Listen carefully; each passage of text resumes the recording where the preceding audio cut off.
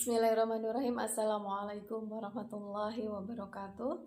Teman-teman semuanya, apa kabar di hari ini ya? Semoga teman-teman semuanya selalu sehat, selalu bersemangat, selalu memiliki motivasi untuk bisa terus menyelesaikan studinya, baik untuk S1, S2 gitu kan.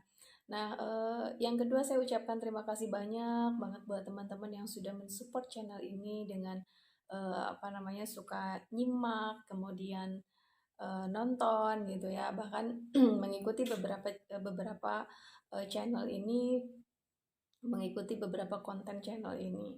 Dan bagi yang belum, silakan untuk subscribe terlebih dahulu, dan jangan lupa kalau yang sudah subscribe, like, comment, and share. Oke teman-teman semuanya, kali ini saya tidak berbagi resep minuman dulu, tapi saya masih tetap memberikan sharing yang ringan-ringan dulu ya untuk teman-teman semuanya. Nah, kali ini saya ingin kasih tips buat teman-teman yang mau bimbingan kepada dosen pembimbing skripsi gitu ya. Nah, di sini ada beberapa tips yang sekiranya bimbingan kita bisa diterima oleh dosen pembimbing skripsi kita atau pembimbing tesis kita atau juga bahkan disertasi. Ya, karena sekarang ini zamannya adalah zaman gadget ya, zaman generasi generasi Y gitu kan, generasi X gitu yang sudah mengenal pentingnya gadget gitu, berbeda dengan generasi-generasi zaman lalu yang mementingkan tatap muka gitu. Kalau sekarang bimbingan ini bisa dilakukan secara online dan bisa dilakukan secara offline. Nah, bagi teman-teman yang ingin melakukan bimbingan secara online gitu kan, tatap muka, pertama tipsnya adalah kirim pesan untuk meminta waktu terlebih dahulu, 2 atau 3 hari sebelumnya gitu ya. Jadi H-3 atau misalnya atau beberapa waktu sebelum kita bimbingan itu, kita mengirim pesan dulu meminta waktu gitu. Ini mohon dicatat, meminta waktu gitu. Jadi misalnya, Assalamualaikum Pak, kalau dulu saya ya, Assalamualaikum Prof, saya Dian Widiantari, mahasiswa pasca sarjana program dokter, mau meminta waktu untuk bimbingan, kapan Prof ada waktu gitu. Nah, itu kita menanyakan waktu yang diberikan oleh beliau gitu sebagai pembimbing gitu. Jadi bukan kita yang memberi waktu gitu. Misalnya seperti ini, Bu atau Pak, saya mau bimbingan hari Kamis jam 12. Nah, loh, siapa kita gitu kan sebagai mahasiswa ngatur-ngatur dosen gitu kan. Barangkali dosennya punya jadwal ngajar, jadwal rapat gitu kan, atau dia juga sedang sibuk, kita nggak tahu persis gitu. Jadi untuk kalian, untuk teman-teman yang sedang mau atau proses bimbingan, yang pertama yang harus dilakukan itu meminta waktu, bukan kita yang memberi waktu, ingat gitu kan, karena kita yang butuh. Apalagi misalnya hari Kamis misalnya jam 13 gitu kan, lah siapa kita ngatur-ngatur dosen gitu ya gitu. Nah, ini perlu diperhatikan gitu. Nah, ini saya membuat konten ini berdasarkan masukan dari beberapa dosen supaya kita mengenali betul bagaimana cara melakukan bimbingan gitu. Kemudian yang kedua, kalau misalnya dosennya itu kita sudah ngasih pesan, kemudian dosennya itu sudah menjawab gitu kan, sudah menjawab misalnya hari Kamis misalnya jam 12.00 sampai dengan 12.30. Nah, jam 12.00 sampai jam 12.30. Nah, itu kalau misalnya dosen memberikan jawaban, berarti memang dia waktu luangnya jam segitu. Tapi kalau misalnya belum sama sekali memberi jawaban, tetapi sudah di-read, ada kemungkinan dosen tersebut memang masih ngatur-ngatur waktu dengan dengan masih melaksanakan agenda yang sudah dicatat sebelumnya gitu.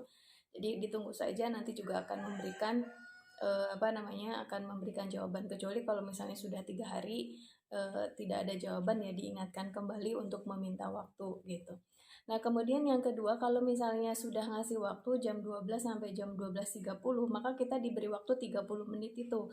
Nah, kita sebelum jam 12 teng gitu kan, kita harus sudah duduk yang kira-kira terlihat oleh dosen tersebut. Misalnya eh, ruangan dosennya waktu itu misalnya ya kita tahu nih ruangan dosennya itu di gedung gedung F misalnya.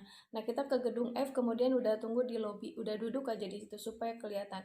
Jadi minimal jam 12 kurang 10 itu kita sudah nunggu di situ gitu. Jadi kalau misalnya dosennya keluar atau misalnya keluar ruangan atau dia pas datang mau masuk ke gedung F tersebut, kita itu udah kelihatan sama beliau gitu. Jangan sampai udah dikasih waktu jam 12 gitu. Dia masih jawab, "Pak, saya masih berada di angkot." Aduh. Ya itu mah itu mah apa ya? Itu mah sudah menjadi konsekuensi ya kalau misalnya dosen memberikan waktu jam sekian gitu. Jangan sampai saya datangnya jam 12.30. Lah, itu mah kembali yang pertama siapa kita gitu ya. Kita tuh mahasiswa yang masih butuh banget bimbingan dosen, tapi bukan berarti dosen pembimbing itu segala-galanya sampai diperlakukan atau dipertuhankan gitu, enggak juga gitu. Hanya pada saat dosen pembimbing memberi waktu ya itulah waktu luangnya gitu, waktu luang untuk bisa membantu berpikir tesis atau skripsi teman-teman semuanya gitu. Kemudian yang ketiganya selama proses bimbingan atau pada saat masuk itu pasang muka sumringah. Jangan sampai pas datang udah dikasih waktu jam 12.00 gitu kan. Kemudian aduh Pak saya mah pusing. Nah, kalimat ini tidak boleh diungkapkan di depan dosen. Kenapa demikian? Itu etika komunikasi aja gitu. Kalaupun misalnya mau disampaikan jangan bilang pusing, susah, ngecilimet gitu kan. Nah itu yang hal-hal kalimat-kalimat yang memang tidak sepatutnya disampaikan gitu kan. Kalau misalnya ngejelimet ya berarti kamunya yang memang belum yang belum connect gitu kan. Kalau memang pusing ya kitanya yang harus meningkatkan kapasitas diri supaya nggak pusing gitu. Nah ini yang ketiga ya, pasang muka sumringah gitu. Assalamualaikum Prof gitu kan. Kalau saya Assalamualaikum Prof gitu kan. Tapi saya nggak harus basa-basi Prof gimana kabarnya kemarin kemana nggak lah. Kalau orang akademis itu fokus. Kalau misalnya dia mau bimbingan dia langsung terima bimbingan, kecuali kalau memang pembimbingnya nanya gitu kan, sehat nggak atau gimana. Kalau misalnya enggak, Prof saya mau bimbingan yang tempo hari. Kalau saya dulu seperti itu, jadi itu the point, tidak pernah yang namanya basa-basi apalagi pakai lebay ya, karena kita tahu orang akademis itu nggak kurang suka dengan hal-hal yang sifatnya melebih-lebihkan atau lebay seperti itu gitu kan. Nah kemudian selama proses bimbingan itu ya enjoy aja gitu kan. Nah setiap apa yang disampaikan itu adalah hal yang baru untuk kita, bukan dalam pikiran kita deh rubah deh gitu atau salah maning gitu kan. Nah itu memang kapasitas pembimbing itu memberikan arahan gitu ya. Kalaupun misalnya ada hal yang tidak yang tidak dipahami ya, yang tidak dipahami, kita tuh ngelihat loh mahasiswa tuh kalau misalnya sampai kerung-kerung banget, aduh ini mahasiswa udah pusing nih gitu kan, kita nggak mungkin ngelanjutin gitu. Ya udah sok sekarang ini dulu diberesin gitu. Nah jadi ya tapi jangan iya sok ngerti juga gitu kan. Nah, kemudian yang keempatnya perhatikan tiap apa yang disampaikan gitu. Yang disampaikan tuh perhatiin banget, kita simak banget. Kita bersihkan dulu otak yang ada dalam pikiran kita atau pikiran kita itu. Jangan sampai dalam pikiran kita itu sudah ada jawaban deh, harus direvisi. Deh, salah deh gitu kan. Nah, itu yang akan mengganggu fokus kita pada saat proses bimbingan. Ikutin saja. Toh apa yang pembimbing kita sampaikan itu adalah sesuatu yang baru buat kita gitu, dan kemungkinan kita memang belum menyesuaikan dengan apa yang disampaikan oleh pembimbing kita gitu kan.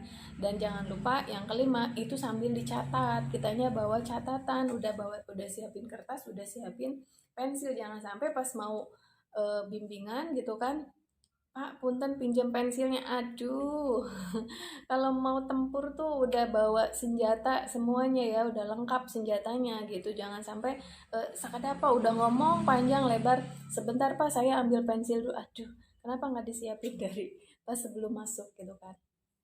Nah, kemudian yang keenam, kita boleh bertanya setelah kita dipersilahkan gitu. Coba ada yang ingin kamu tanyakan apa gitu. Nah, baru disitulah kita memberikan pertanyaan apa yang tidak kita pahami gitu. Tapi jangan bilang, Pak, saya mah pusing dengan apa namanya pengolahan data seperti ini tuh gimana ya Pak ya. Aduh, sekali lagi jangan bilang pusing. Tapi memang kita harus bisa meningkatkan kapasitas diri kita supaya kita memiliki kompetensi yang lebih baik. Nah, kemudian kalau misalnya kita sudah nanya, nang neng dong gitu ya, sudah banyak. Kalau saya biasanya pertanyaannya itu disiapin dulu. Kalau misalnya ada yang dari rumah tuh ingin ditanyain, karena kan bimbingannya jauh ya dari Majalengka ke Bandung gitu, ketemu dosen juga. Kalau di negeri itu relatif bisa lah gitu, tapi kita harus nunggu waktu mereka gitu kan. Nah, itu saya siapin, misalnya saya lupa nih di pengolahan data seperti ini tuh harusnya diapain ya. Kemudian apa namanya kalau misalnya populasinya apa namanya sampel sumber dasar udah cocok atau itu dicatat dulu, selain nanti tambahan pertanyaan-pertanyaan yang pada saat proses bimbingan. Dan yang selanjutnya, yang ketujuh, jangan lupa ucapkan terima kasih. Makasih Prof sudah membantu, sudah meluangkan waktunya gitu kan, mohon maaf sudah mengganggu gitu. Nah, biasanya kalau saya cukup seperti itu saja gitu kan. Nah, kemudian kalau sudah selesai pembimbingan, pamit, lalu tetap pasang wajah yang sewajarnya gitu kan.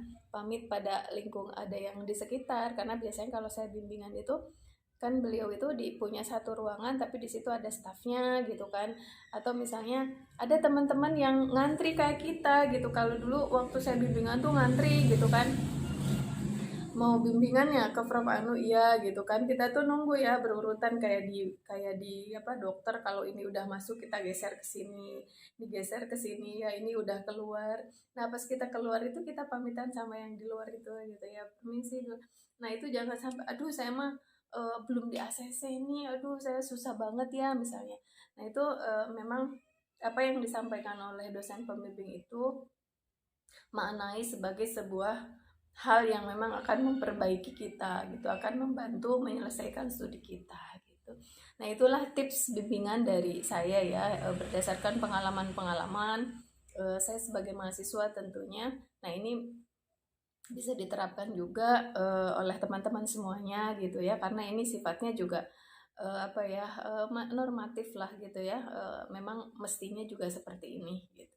Oke teman-teman semuanya, inilah yang dapat saya share untuk kali ini. Mudah-mudahan dapat bermanfaat. Sukses terus buat studinya teman-teman. Teman-teman yang lagi pada skripsi, ayo cepat bereskan skripsinya. Yang lagi pada bikin tesis, ayo cepat beresin tesisnya supaya nanti bisa selesai sesuai dengan waktu yang sudah ditentukan oleh teman-teman ya. Semoga bermanfaat. Terima kasih. Jangan lupa subscribe, comment, like, and share gitu ya. Assalamualaikum.